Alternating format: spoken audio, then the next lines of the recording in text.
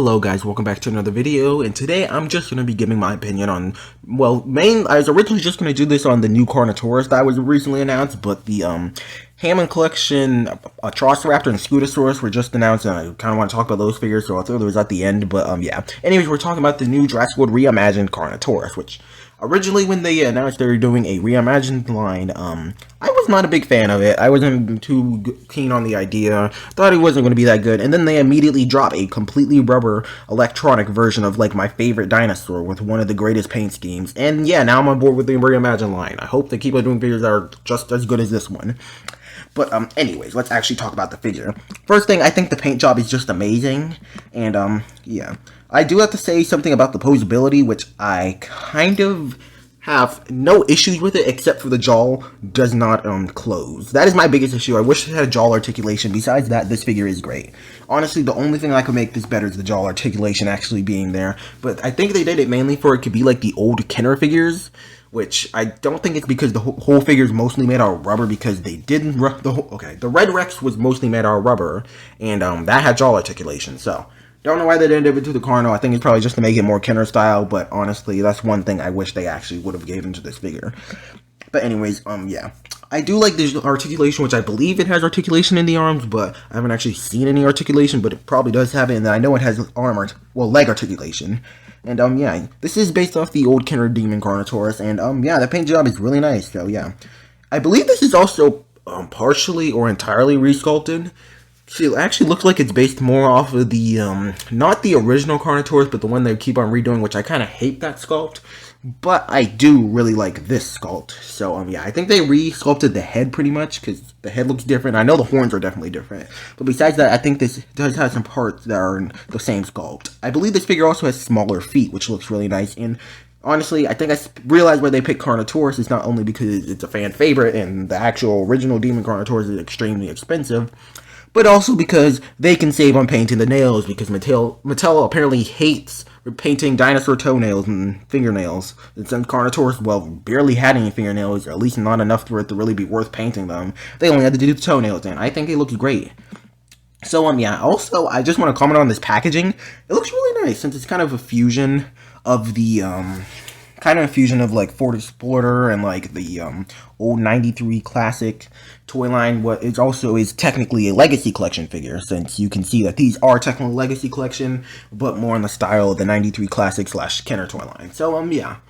Also, this figure is one of the kind of medium-sized dinosaurs at $34, which I think is a pretty reasonable price. Also, the back with Spinax is at this figure, so, I mean, at the same price range and size range, and honestly, I think this size range has some of the best dinosaurs, honestly.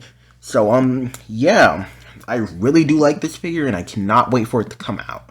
Now, I am going to move on to the new Hammond collection figures we have, which I can't tell. I don't think these images were quite, I have no idea what just fell down back there, but anyways, I don't know, I don't think these images are really leaked per se. I think these were like Comic-Con or something, or like Toy Fair. I can't remember exactly where these came from, but yeah, they're taken there. They're out of display with other Hammond collection figures, and these were the two new ones that were there. And first I'm going to talk about the atrociraptor, which I think the atrociraptor was rumored, or at least actually was announced a while ago, though I think it was actually rumored, but yeah. Another raptor figure. I'm not a fan of the raptor figure. In fact, the only raptor figure I actually even plan on getting is the Pyroraptor, and that one doesn't look like any of the other raptors and actually looks good in my opinion. But yeah, the medium size range, I mainly have not been getting any figures because most of them have either been the raptor, which is hideous, or just hideous in general. I mean, I kind of consider the Dimetrodon, but I'm still on the air with that one and not the biggest fan of it. Well, on the other hand, the Pyroraptor may be my first smaller size range figure, since I don't have any of those yet again. But the Scutosaurus also looks really nice, and I actually may get a hold of that figure since it also does look really nice. But you can see it is completely a new sculpt from the old Scutosaurus, which I personally do think the old Scutosaurus sculpt is better, because it looks more like a Scutosaurus. This one is based off the old Kenner figure, and I don't know what about it, but it's kind of weird. I can tell in the body, the back doesn't look much like a Scutosaurus, which I can tell that's wrong, but in the head, I can't figure out exactly what is wrong with it. It looks good, but at the same time, I think there's something kind of weird about it, though it may be the positioning of the figure.